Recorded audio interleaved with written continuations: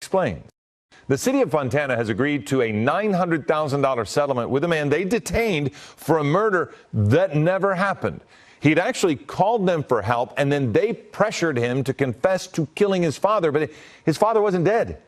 Eyewitness News reporter John Gregory explains. It was a call to police for help. Tom Perez's dad was missing. 36 hours later, Perez found himself in custody. Police had gotten him to admit to murdering his father. I was now in their little box of horrors, their little box, as they call it. It was August of 2018. Fontana police were convinced Perez's father had been murdered. They thought Perez appeared suspicious, and they found some blood evidence at the home the two shared. They asked Perez to come to the station, and that's where they turned a missing person case into a 17-hour interrogation.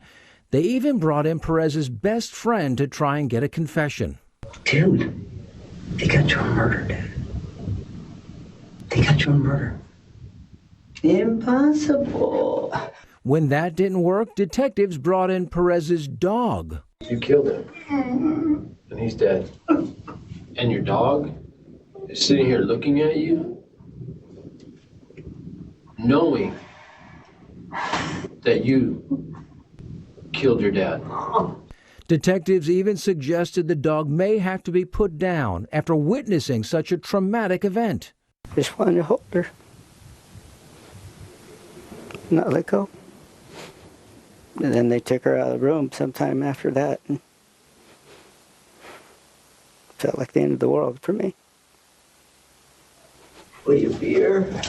I've never, ever seen a situation where the police bring a dog this size through the police department. They transport it there, walk it through the police department, bring it into an interrogation room, and use it as a tool in order to seek a confession. It's unconscionable. Perez was suffering from mental health issues. He was sleep deprived, and he says he was denied medical help. After 17 hours, police finally got him to confess to the murder. Did you stab him? I didn't think that I did. But if you did, where would you have stabbed him? It might have been the belly. Detectives had their suspect, and they had their confession. But what they didn't have was a body. And that's because Perez's father wasn't dead. They learned that Tom's father was alive and well and was at LAX airport ready to take a flight to go visit his sister. They didn't have the nerve to look him in the face. They didn't have the nerve to tell him his dad's okay. Authorities put Perez in a hospital on a psychiatric hold. It was days later he finally learned that his father was alive. A younger nurse came over to my bedside and says, I know it says in your file that not to speak to anybody, any family members. But your dad's on the phone. I went, what? She handed the phone to me, and I just dropped to the floor crying because he was alive.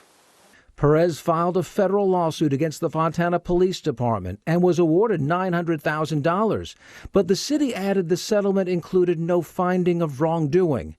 None of the officers involved in the case have been disciplined. In fact, several have since been